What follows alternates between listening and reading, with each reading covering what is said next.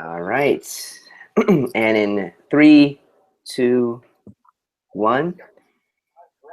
In tonight's episode, we learn what an episode without Paul Packler is like. And in 3, 2, 1. Hey, everybody. Welcome to Quality Time with Family Ties. I'm one of your hosts, Scott Jones. Yeah, slow down. Slow down. What you usually say is going to be screwed up. I know. Take a deep breath. I know. Well, with me today is Corey Pepper as usual. So let's explain to our listeners that Paul had every intention of joining us for this morning's broadcast. Absolutely. However, the MTA subway system in New York City was not as cooperative. And I, having lived in New York most of my life, at this point, I can't say most of my life. Having lived in my life in New York a significant portion of my life, I can tell you that when the rain comes in New York, public transportation gets very funky. The subways don't like water. Everybody runs downstairs because it's raining upstairs. And a little water and electricity sometimes don't really mix in New York City or anywhere else for that matter. So Paul couldn't get back to his apartment for our podcast today.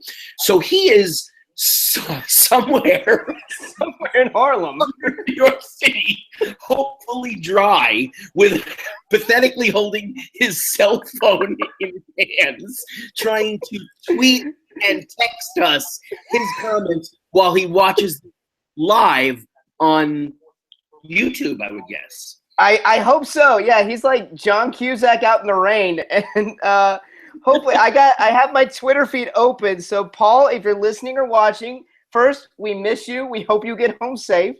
And we are standing by if you have any updates. Paul's like become our Al Roker for New York right now. He's out in the field today doing reports for Quality Time with Family Ties. And also, I just want to tell the general public in New York City that if you see a small, middle-aged Asian lesbian holding a phone in their hands, that's our Paul Packler. So you make sure to be nice to him. Please, because he is probably miserable right now. And we want him to get home. Oh, man. So what'd you think of this episode? Yeah, let's just do this. Great. I was actually thinking, speaking of distance and everything, it's funny. I was thinking today, Paul, as we just established, lives in New York. You live like 5 minutes away from me. If that. And in person, I haven't seen you in person in like years. Yes, it's been a couple of years. And the thing is, you figure that I did at the very least run into you in Pavilions or Ralph's. Easily. I run into other bizarre random people, but I can't even run into you. But our children are so diverse in age that absolutely. That's the other thing that always gets people somehow or another into the same circle when you're in the same area is the proximity and age of your children. Whereas Henry is 3.5. Yeah. Half, and Logan is 14. So yeah, it's just totally different circles. It's just so weird how that happens. At the Spearmint Rhino with my son. Is that wrong? Yeah. Is that the wrong thing? Not at all. No, not at all. I mean, the Spearmint Rhino is no little darlings, but it's. Hold on. If we can get real foggy special effects here, Corey has. Yeah. Vegas, Nevada. That was a fun Las Vegas trip we had. Yep, it was. Okay, well, if it's any consolation to you, Paul, you're not missing much, as I'm sure you know. You've watched this episode. You're not missing much with this episode. It's what I would say one of their very solid middle-of-the-road episodes. I never wanted to kill myself. I never enjoyed myself. No, that's exactly how I felt. This is just, it's there. It's there. Yeah, but fine.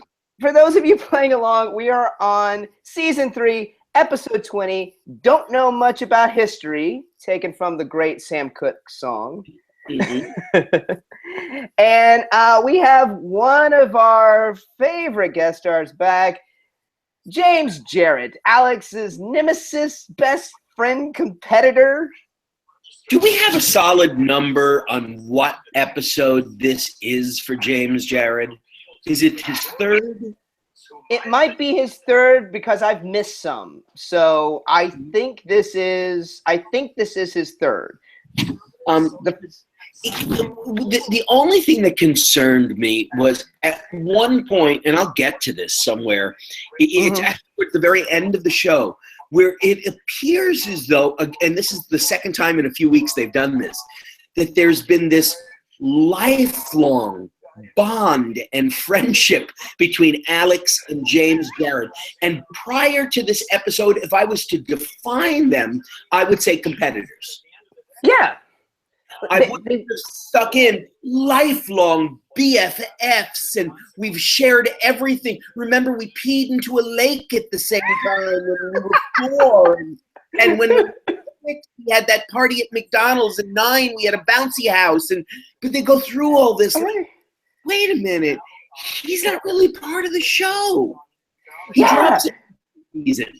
Yeah, he just drops in, and even if they did have this lifelong history together, I would never picture them as friends because of how well they define their competitiveness. Like, absolutely. If you had a friend who was really competitive with you, I would think it would in some way diminish that friendship, and the smart person would pull back just a little bit from the friendship, because who wants to feel that competitive all the time? Right. You just never would, like, even if, you just never would want to hang out with that person because of how competitive you were with them. Absolutely. Yeah. Well, this starts off in the kitchen, and Alex and James is over. Alex is there, and they are talking about their business. They are going to start a tutoring business on the college campus. And to fill in our little B plot, the Keatons are also going to be buying a new station wagon because of the baby. And this was one of those episodes where somehow or another, at the first mention of buying a new car for the baby by the family, it's as if they lifted a big giant flag up and waved B plot on it. Yeah. And it definitely was a white flag. It's like, we surrender. We don't even, it's like, fuck it, just put this in here. They're buying a station wagon because they did nothing with this. It was just like different steps in buying the car. Once again, it was a premise without really a plot, and they sort of kind of hit the premise every single time. They give Mallory a runner of a joke every single time. Yeah, she wants to buy a sports car. It becomes very repetitive and sort of like almost sitcom 101. This is how you write a B plot into your show.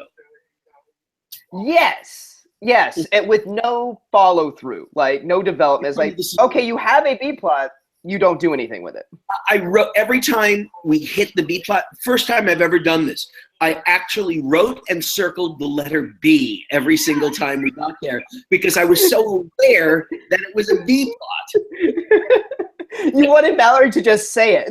Like, Dad, like, our B plot is we're going to buy a station wagon. There we go. Where's your sports car joke? There we go. There it is. Also, Corey, I was going to ask you, since you've been our fashion expert on this show, can you explain to me what James was wearing? No,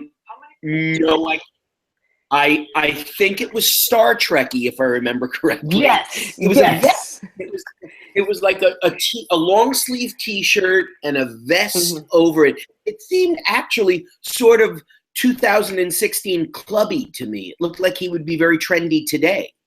Yeah, it was. Yeah, I think it's a retro look that's come back, but it's that it's that Star Trek thing where like it unbuttons and now it's like this white triangle on your shirt. It was just really weird.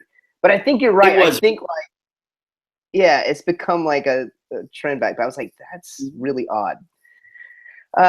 So they James, Alex, they're planning this tutoring company, taking interviews that day for prospective students, and the Keatons go off to go buy their station wagon.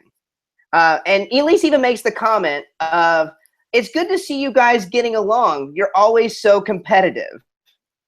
Right over the cookie in the jar, but that was a kind of a fun bit. I did too. I thought, okay, if you're going to have a physical bit that's representing what you're saying is happening emotionally and you want to show something, I thought, okay, I'll go with that. That's an okay little bit for them to have. Absolutely. And but also signaled to me that, at least commenting on how competitive they are, it just reminded me, it's like, we've seen this episode before. Like, it's just a different circumstance. We've seen this episode before with them. We almost had the identical episode, except I think they've given them a little leeway this time, that they've grown up, they're in college. Both of them look a little bit more mature. Well, certainly James looks a little bit more mature. Michael J. Fox always looks the same. Always, and I thought, okay, we've seen it before, and yet they and it never really goes any other place except to where it is. It is, you can sort of see where it's coming, especially in the next scene when they set up the whole rest of the episode. But they sort of set up in this scene. They're forced to go backwards and to reestablish the fact that Alex and James Jared are besties and competitors. Right. Yeah, and so we go to the living room, and they are interviewing a student named William, who I have entitled the rest of this episode, William the Moron. The moron. Yes, I don't understand. That's exactly when they choose to make a character someone who, if you and I saw this person or talked to them, we would say, there's something wrong with him. There's something wrong with him. And nowadays, let's be honest, you and I both teach in the schools. You don't make fun of people when there's something wrong with them. You just, that's something that I do after a couple of drinks when I'm home alone or when I'm with you. Yeah. Exactly. Something that I would ever do to someone's face. I'm a grown man. If someone's an idiot, I'm not going to go, wow, what a idiot you are. But with this guy, what choice do we have? Because of just how you made it. It's like, let's give him the mentality of someone that's been hit in the head with a brick several times. And that's his personality. I thought they were going to make him into a pro football player. It's like, okay, at least you have concussion syndrome, but you're a fucking idiot. Character that is in a realistic sitcom that is literally an idiot. Yeah. There are things on Disney shows that are more realistic than William. It just totally eluded me. This one was like, really? That was the choice you got? You had a bunch of choices, and this was the one Gary David Goldberg went with? Let's make him an idiot. Oh, and he's one of the two T's. We get to hear about the two T's. The rest. Yes, the two T's. Yes, right. Mike, are tutorial students, right? Is that what the two T's? Yes. Yes. Alex and James are the tutors. And their clients are the two T's. Mm-hmm. Two T's. Mm-hmm. The two T's. By the way, I just want to say one thing about the first scene, that they also established something, when we talk about Alex and Jared being competitive with each other. They establish in a real expositional, let's lay the pipe kind of way, that from this business that they've formed, Alex wants to get rich, James Jared wants to do good. So that's just the separate. Right. By the way, they never deal with that again the rest of the episode. Yes, that's kind of. It never becomes about money or about philanthropy. It just becomes about a girl. It becomes about pussy. Yeah, yes. As most things in life do. Lowest common denominator, two guys. What are we going to argue about? The girl. Pussy. Yep. Mm-hmm. So William the Moron is in. Now I have a question. They tell William the Moron that he has to leave, right? And then William the Moron says, "Where do I go?" And James Jared says, and here's my question. You know what it's going to be. He says, "Go home." What is E.T.? Was this an E.T. joke? No, but it sounded like I thought that. I was like, either like you were saying, they're making fun of him to his face by just how like saying it that way. Right, mocking him. Yes. Or it's an E.T. joke. I gotta look up. I think E.T. was prior to this. Yeah, E.T. was 84, I want to say. Oh, this is 84. Then it would be a topical joke. It could be very topical. Mm-hmm. It's either 83 or 84. Let's see, 79. Because E.T. was the first movie I saw in theaters. 82. 82. Okay, That makes sense. So yeah, I was. Yeah, that, okay. Okay, it probably was topical then. Probably, yeah. But and again, it's like, why did you have to make a character that dumb? You could have a dumb character and ground it, but why that dumb? But they like to do that on this show. Hey, look, we have Mallory, who we've made dumb. We have Skippy, who's relatively dumb, although he really shouldn't be because he radiates smarter than what they write for him. This guy they made dumb. Look, we're about to meet within the next couple of seasons Nick, and they made Nick. Yeah, that's right. Nick isn't. They like to write dumb. I don't know why. It's just, to me, it's never a go-to thing. I have a theory. Is it to punctuate Alex P. Keaton? Maybe it is. Maybe it's to highlight the fact that he is so special. Mm-hmm. That his intelligence is, if we make everybody less intelligent than Alex, maybe that was the goal. Yeah. That way Alex should feel superior to almost everybody. Oh, I think we got a message from Paul. Oh. Yes. Paul has tweeted in. Tease. He's here. Paul wants to know, how old are these two T's? That's a very good question, Paul. They look in their 30s. I have this question down as soon as he comes in.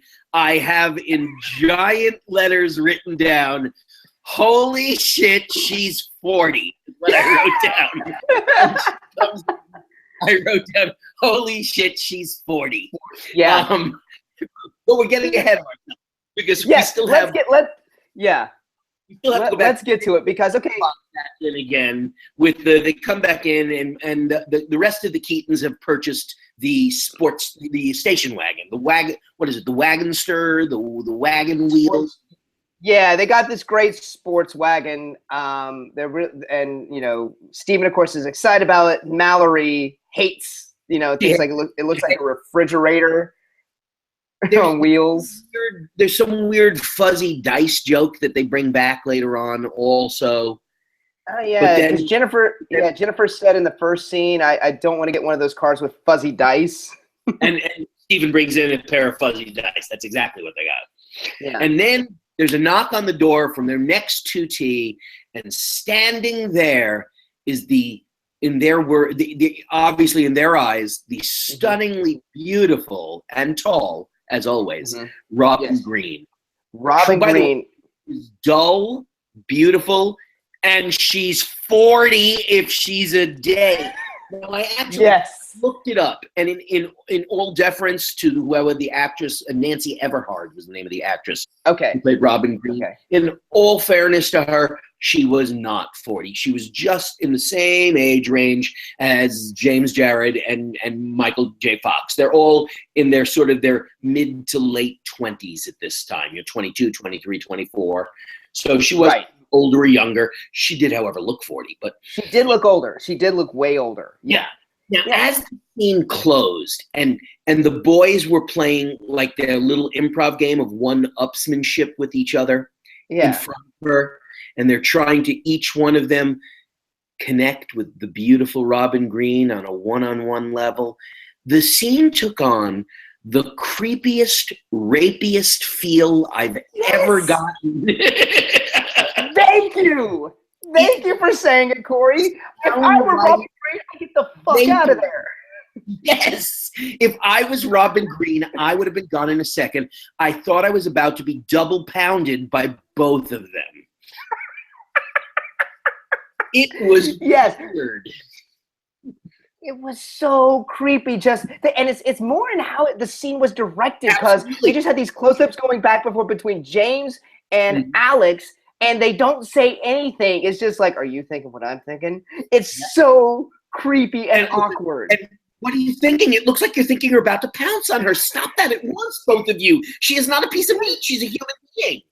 Yes, it's so creepy, and it's just so ridiculous. Like if we're gonna go the other way and think that, oh, they're falling in love with her, they think she's amazing. She has not said one word. She is attractive, but just automatically they go to a 10 with how much they feel about her.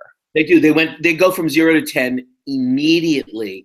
It's both of them lusting after her, and the key thing that I think I wrote down was, she appeared to be, from everything she said, unbelievably dull.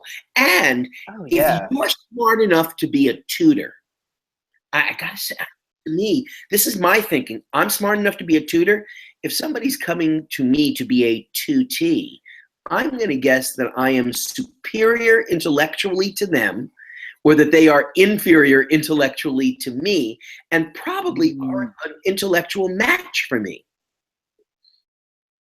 Absolutely. There's already a little bit of a turnoff. Absolutely. Somebody's you're coming to, first of all, you're coming to me, for me to tutor you, of all people. Right. I mean, how desperate must you be? How stupid must you be? Surely you could go to the Princeton Review. Yeah. Yeah, it just, none of the six is there already. Yeah, and the scene closes with just her looking. She's sitting on the couch. They're standing on either side of her, and she's like, "Am I in the right place for the tutoring?" Well, you seem to be in the right place. Gang rape. That's just. This is how a horror movie starts. if you got the laugh track and the multi-camera, it would seem like a horror movie at that point. It would. Dim the lights a little bit more in that room, and it would be creepy as hell. They have rain starting outside with thunder. She'd be taking off her top and taking a shower in no time whatsoever. Yeah, psycho music playing. All right, and so we cut to the kitchen. All right, and I believe this is where James is over. They're getting ready for, they're doing their sessions. They just wrapped up with William. And William Warren is sleeping again. And now we're in full-on competition for Robin's affection here. And that's why, since they both know they're competing for Robin, they have this little scene where they sort of, let's agree not to compete for Robin, because it wouldn't be professional if we didn't do that, if we did that. And they agree with each other very gentlemanly that we will not compete and will remain professional. And then they both try and walk through a door, and there's like a big door bit there. Yeah, they're trying to answer the door. Yeah, and there's also this bit with like putting on jackets and trying to look svelte and everything. And that's it. They have their jackets and ties on. They look like they go to bar mitzvahs. They're all stiffed up. And I would like to point out, at this point in the show, we've only, I think, heard Robin Green say 2 lines. Hello? And is this, am I in the right place for the tutoring? That's it. Into her, we have no idea. There always seems to be this, like, almost desperation on Alex P. Keaton's part whenever we get a pretty girl coming in, and the writers just go desperate immediately. He's desperately in love with her. He desperately must have her. It's funny. I saw Neighbors 2 the other day. Oh, how was it? I don't usually run out to see movies that have numerals in them. They scare me. Yeah. But I heard good things about this one, and I thought the first one was, acceptable. It wasn't terrific. It was okay. This was substantially better. And the thing that made it better, actually, was they cast Chloe Grace Moretz, the teenage actress, is sort of the she's the antagonizer. She's got sort of the Zac Efron role from the first one, and she's the antagonizer. And they never, ever, ever give her a romantic moment in the whole show. in the That's whole movie. awesome. And I thought, what restraint you guys showed. I can't believe 4 male writers, and they never even had her give anyone a kiss in the movie. There wasn't it wasn't about her getting laid. And with this show, a pretty girl shows up, and all of a sudden comes about Alex B. Keaton, for all intents and purposes, trying to get laid, trying to get a date, trying to get a kiss. Absolutely. And I always it's like take a deep breath. You've done that. Yeah. Yeah. It doesn't have to always be about that. No, and now if you want to start an arc of a story of a few episodes where he's got a girlfriend for a few episodes, I'll accept it. I'll take it. Yeah. If that's what your intention is to show us a portion of a relationship, like they're obviously what they're going to do with the Tracy Pollan character when she comes into the show, where okay, now we actually have a relationship. But the getting laid every week kind of thing, the date of the week show, we're getting into that at this teenage boy. It's hard, or a young college kid. It's hard not to do that. But I think they need to exercise some restraint and back off of that because it becomes very repetitive. It does. Absolutely. I think I even wrote that down. I was like, this is just repetitive. We've seen this. It's been done. Yeah. So Alex and James decide at this point that one of them is going to go first and one of them is going to second. So James goes first, and Alex pulls out a stopwatch for his 40 minutes with Robin, and then he leaves, and then we cut to a moment later where Alex comes in blowing a whistle like he's a basketball coach and hitting the stopwatch again. Time's up. And James and Robin are kind of having a moment. They're laughing, they're giggling, and I want to acknowledge what Robin is being tutored for. She's being tutored for economics and poetry. Now let's discuss. Okay, when I think about it for a second, I think, okay, I've read some. Okay, if it's Walt Whitman, I think you could pretty much, force yourself to figure out what Walt Whitman is saying. But what if it's James Joyce? What if it's not that he was a poet, but what if it's something that's substantially more obtuse, or the sonnets of Shakespeare, or something where you need a little bit of guidance of what the meaning of it is? Yeah. All I know is I'm about the same age as those guys, and if I had problems, Cliff Notes or Sparks Notes, or which still exists today, I'm sorry, that was always my go-to tutoring. It's even more today. You just Google shit and you're good, right? Logan just had he was doing Midsummer Night's Dream in middle school, and he came. And what they have is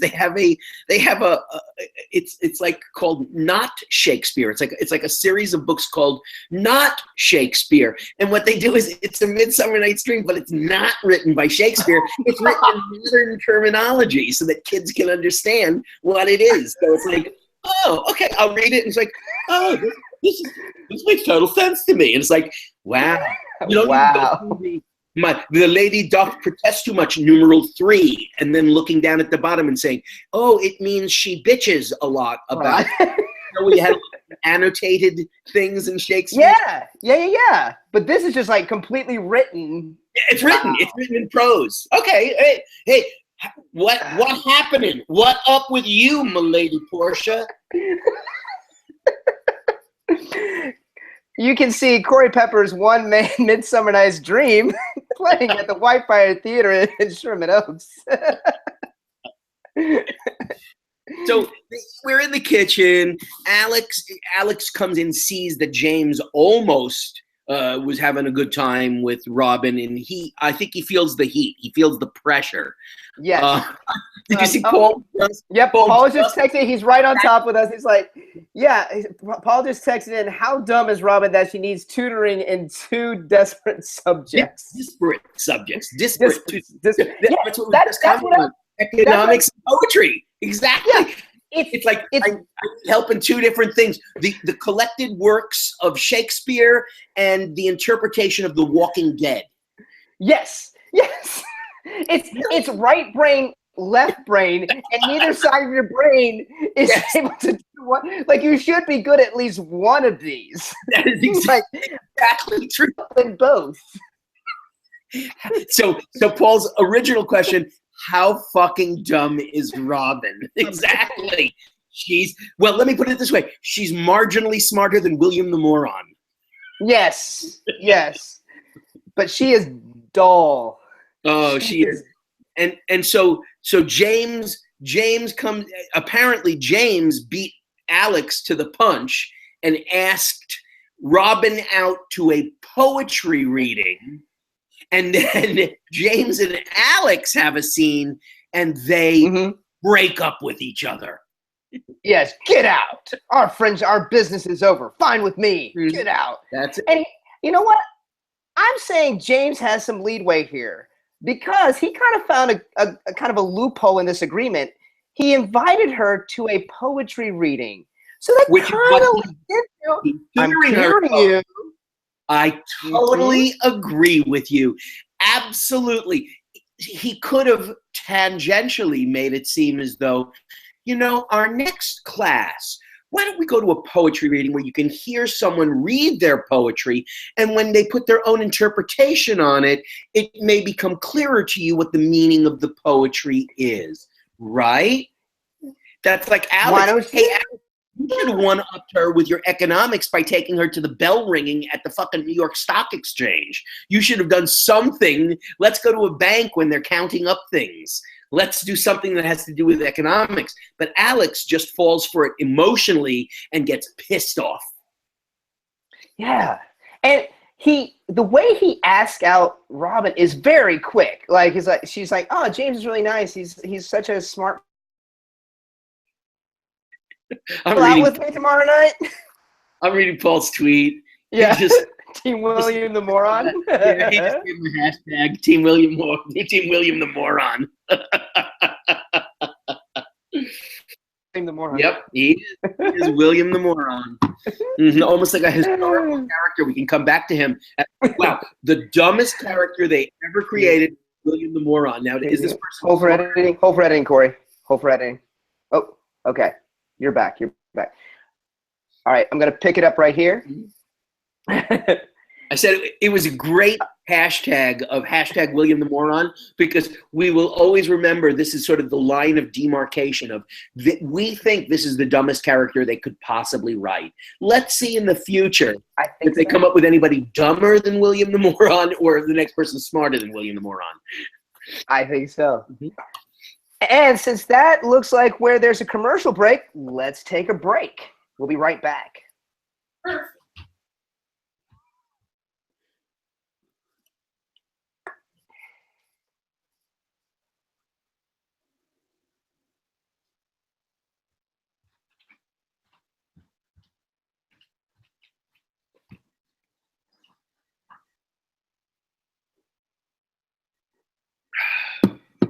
All right. I'm just hashtagging get home safe, Paul. All right. Okay, and 3, 2, 1. And we're back. And we are getting ready to go to that poetry reading. Yes, we are. Oh, man. We start Act 2, though, thank God, as every good act should start, with just a little sort of flick of the bebop. Excuse me. Oh yeah, Stephen is reading the manual aloud, and it says, "Be sure to take off your seatbelt. Get out of the car." What kind of manual? It was written by William the Moron. All right. It's good to know he found a job. We also get a Mrs. Olbeck joke here, that Mrs. Olbeck's got a faster car than Mallory throws this barb out at her father.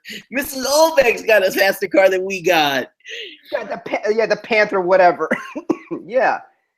It's kind of sad that at this point, I feel like the Olbecks have become more interesting than the Keatons, and we've never seen them. It's true. So yeah.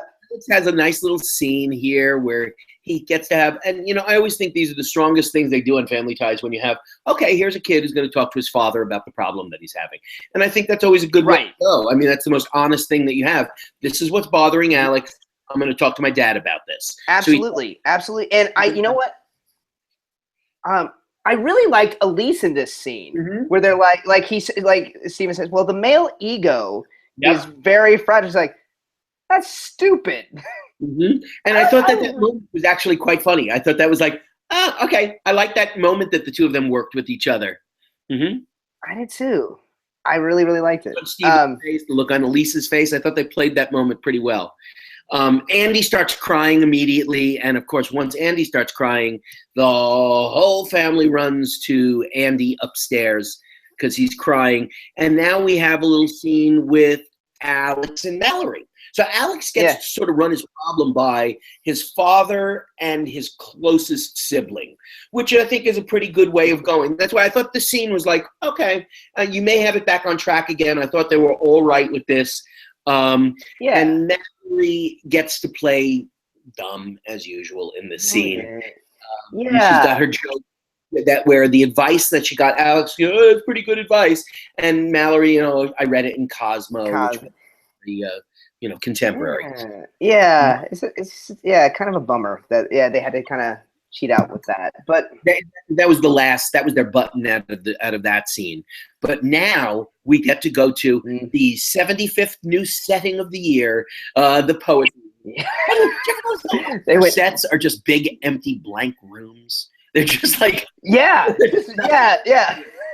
Production design must have been so easy for this show. Because it was that episode where they went back in time that they had to spend all that money redecorating the Keaton home and making Constitution Hall. And they spent so much money on that set that it was like, okay, for the poetry reading, make it look like it's a mental asylum. Just have like 3 blank walls. And have don't put in chairs. Just have everyone sitting on the floor. Because that's what they do in poetry readings. That makes sense. They're all little beatniks sitting on the floors. And we'll have Alex make a bit out of that, too.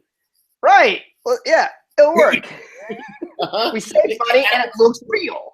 When Alex made a bit out of that, I looked at him like, really? You're pretending that even Alex P. Keaton has never sat on a floor before? Yeah.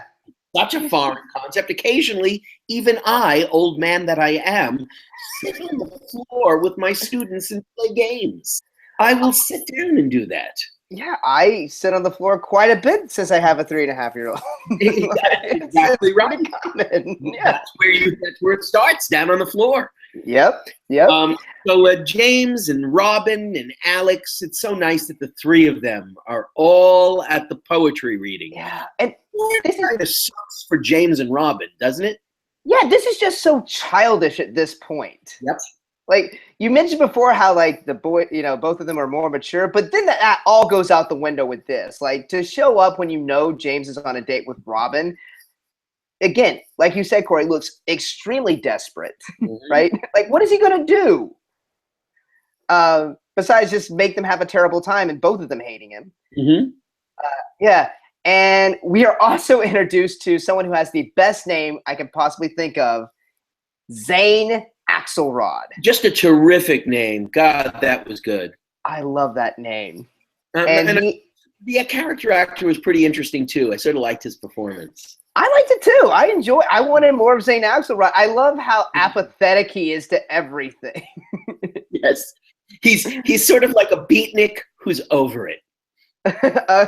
He is like any enjoyment out of being a beatnik anymore. It's like, okay, it's 20 years too late to be a beatnik. I'm a fucking beatnik. Okay. Yeah, I'm bald. Okay, and then Paul has tweeted, Zane Axelrod is played by the same awful actor who will be the voice of the shrink in My Name is Alex. So if Paul were here, he would not like. Interesting. See? This is what happens when you miss Paul. What is My Name is Alex is another episode that we're coming to? Yes. It's the one that Michael J. Fox won the Emmy for. I believe it's coming up next season. It's a really good, really different type of episode. It's almost like a one-man play. It's really, really awesome. Oh, okay. I think but there's this narration. Yeah. Yeah. Uh, but I'm with you, Corey. I like Zayn Axelrod. I just love how apathetic he was to everything. So what was the name of the book that he had just written? Was The Nuclear Holocaust and You, A Christmas Story? Yeah, A Christmas Poem. A Christmas poem. Yeah, something like missile silos. Oh, you guys made a compelling case for the over at Beatnik, though. Okay, so Paul. Okay, we swung over Paul. All right. So we have Zayn Axelrod reading his poetry. Did you notice some of the extras in this scene? There was one in particular. There was an extra in this scene who, when Michael J. Fox started to talk, she wanted to play. I love when extras decide that they're actors, and they decide, I'm going to play the scene, because even though the scene's not about me, I'm going to still focus by playing something I shouldn't be playing, as if I was an actor in the scene. Because why not? I'm on camera. I might as well act. So she decided, this extra, that she's going to be angry at Michael J. Fox for talking during the poetry reading. So she actually, and I mean this from the bottom of my heart, she snarls at him. She goes, like she goes, and it was like, overacting extra. Could you just sort of pull back a little bit and try and make a human? Yeah, just give him a look and that's it. That's all we wanted you to do. look, throw him some shade. Mm-hmm. That's all you need. I did love all the extras reacting to Zayn Axelrod's poem of like when he just goes boom, boom, boom. They're like, they're so affected by it. It's why did I write stupid poetry? What was? Were they talking about stupid poetry? Was there something that I thought was stupid? Alex, James and Alex are having like a fight while this poem is being read, and Zayn Axelrod interrupts them and says, Alex tells him, "Why don't you just go back and read your stupid poetry?" Oh, that's it. He said, called it stupid poetry. Mm-hmm. Yeah. But thank God, and then finally, thank God the other 2T is there. William the Moron. Yeah, William the Moron's at a poetry reading? I don't understand. He's a moron. Why is he going to a poetry reading? He didn't know he couldn't find his way home the other day when they told him to go home. That's what I thought. He just ended up there somehow. Or he's like been days. Or he's stalking James and Alex. Very, very strange. I didn't even know why you needed him. Like that guy got like an extra scene. He wasn't even needed for this scene, but they put him in. Mm-hmm. And obviously at this point, when James and Alex are bickering over who should be able to date Robin all of a sudden turns into an emotional genius who can rise above the fray and realize, I'm not just a piece of meat. I shouldn't be bid upon. I'm not here to be competed. I'm a human being, and I need to be treated with respect. Yes. And this, all of a sudden, it's like, this is a completely different character, but at least I like this one. So at least she was strong and decisive, and she told the two of them to go fuck themselves, and that was it. Yeah, finally Robin shows a personality. Exactly. It was sort of nice. About 20 minutes into the show to do that. 20 minutes, yeah, I did like it that she kind of put them in their place. Oh, Paul has tweeted, when I was a teenager, all I wanted was to be a beatnik when I grew up. I am with him. I did too. I tell Paul he's been successful. Yeah. Mission accomplished. Mission accomplished. Well, if anybody in the whole world told you, I'm being honest with you, you did that. You're a good boy. You grew up and you became a beatnik. That's what you are. Casting this episode, I would totally make you Zayn Axelrod. Mm-hmm. And and if I was doing the many loves of Dobie Gillis, you'd be Maynard G. Krebs. You're Bob. Absolutely. Mm-hmm. You're Bob Denton. It doesn't get better than that. Mm-hmm. Although you have the intellectual thoughts of Dobie Gillis, oddly enough, because Dobie Gillis used to ruminate. He'd sit by the statue of Rodin, the thinker, and he would think about things. So you're really sort of a combination of both Dobie Gillis and Maynard G. Krebs. I hope some of our audience members are my age. So when you want to be in your 20s, you've gone elsewhere at this point. It's like, what is this crazy old man talking about? He's 10-minute rant about the many loves of Dobie Gillis, which there aren't enough people alive to appreciate that. And it's funny because this is the first time you brought up Dobie Gillis on the show. Sure. I love Many Loves of Dobie Gillis. It was a brilliant show. It was. We should remake that with Paul Packler. I feel like we have a pilot there somewhere. Ooh. Maybe we can get him to play a dual role. He could be both Dobie Gillis and Maynard Krebs. Oh, like in Twins, or we kind of mash up the characters together a little bit. We could totally do that. We could. Oh yeah. Many Loves of Dobie Krebs. Paul has just tweeted a picture of Maynard G. Krabs, and it said, "Corey, you've made me so happy. I'm crying tears of joy." I'm so thrilled. This whole episode, that's awesome. Now it's well worth it. I have to look at pictures of Bob Denver. Yeah, Bob Denver. It's perfect. It's perfect. So after Robin moves along with this episode and she moves on, we go back to the living room for our final scene of they're working on the car in some way. There he is. Now I see it. Oh, with his bongos in it. Yeah. Yeah, he can't get the car seat in, and so he needs to go to the Home Depot for like a blowtorch or something. Yes, exactly. And now they go through which I'm assuming is going to be something that they use very often, the Andy has a need so we can move people around thing. Yeah. They did it a couple of times, so I'm a little worried that that's going to happen.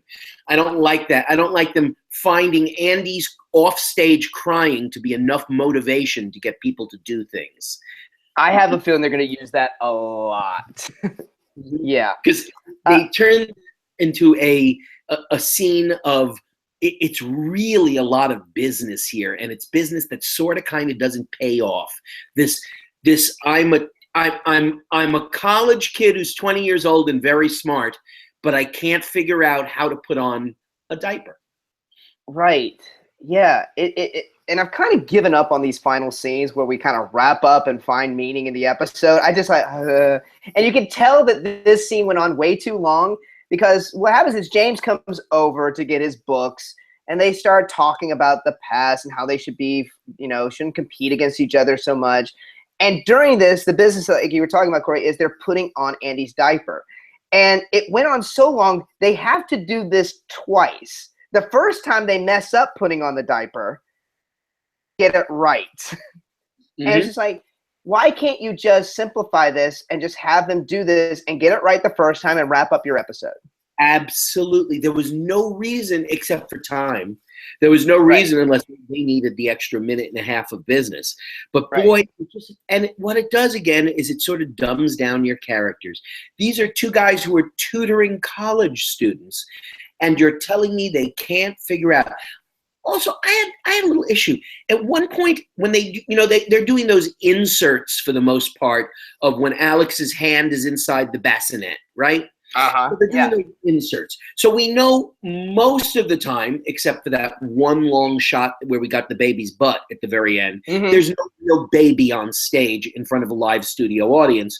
We're doing that without a studio audience. We've got twins or triplets. We're doing doing TV. So we'll do the inserts when it's nice and quiet and the baby's half asleep or in a really good mood. But at one point they did an insert and it looked as though the baby, and later on I'm thinking maybe I missaw it. It looked as though baby was either swaddled or diapered in a cloth diaper.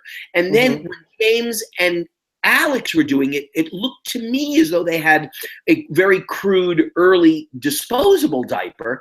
And then ultimately he was in a cloth diaper again. Remember when the diaper fell off? Yeah, it did look, switching between a disposable and a cloth for whatever purpose they needed. I think it just had to do with the bit. Like they had to, because after they do the bad take of the diaper, they have to get Andy in a good diaper quickly because they don't have much time as they're doing this business and talking. They have to make it work and everything and get it on. So yeah, it got some different type of diaper so that they can make this happen fast. And I'd love, Paul would be the one to know this, obviously. When did disposable diapers take off? Because once disposable diapers took off, yeah, he would have researched this.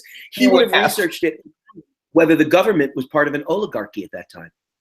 He would. I win! Oh, you son of a bitch! I win! You son of a bitch! I was so hoping you wouldn't say it for the whole episode, and then when I did the credits, I would just throw it in at the very end. That was my plan. That was too late. We were going late, and I just had to stick it in. It didn't even. I was hoping you would forgotten. I was like, oh, I'm so gonna just throw it in at the end and then rub it in your face at the end credits. Just so you know, we had a bet of who would get oligarchy in first in this episode, since you weren't here. It's just the whole bit with the diaper. It took too long. It didn't say enough. If it had shown me, hey, we're better as a team. Let's work as a team together. Let's do our teamwork. I just thought, I don't know. You could have shown me so much more. Paula said, I hate babies, Corey. No idea. He does no idea when diapers first took off. I can't even think. Let's see. This is 1984, right? This episode's 80. Yes. I had Griffin in 87, and there was never a time that we did not use disposable diapers by 87. So I know that for a fact, that I've never put a cloth diaper on a baby. I've never put a cloth diaper. I feel like something tells me this took off like in the 70s. It feels like something that started in the 70s. What would be the first one? The first diaper would have been Huggies or? Yeah, Huggies or Pampers. Pampers. Let me look up Pampers. Okay. And see when Pampers. I'll bet you it was earlier than we think it is, actually. But I'll bet you it didn't really take off until a certain time. Yeah, it just feels like it's such a 70s thing. Yeah. I'm trying to go to Wikipedia's the history. Right. Now, of course, they just want to sell me Pampers. Pampers. Wiki. Okay, let's see. How much? I just need to go buy some. What do you get? What kind of price? You get a good price? Yeah, I mean, I got a baby made it stock up. Pampers was founded in 1961, is what it's telling me. Oh. That's funny. They had disposable diaper were introduced in 1961. Okay. 66 was the wing fold design. 69 started a third size. Okay.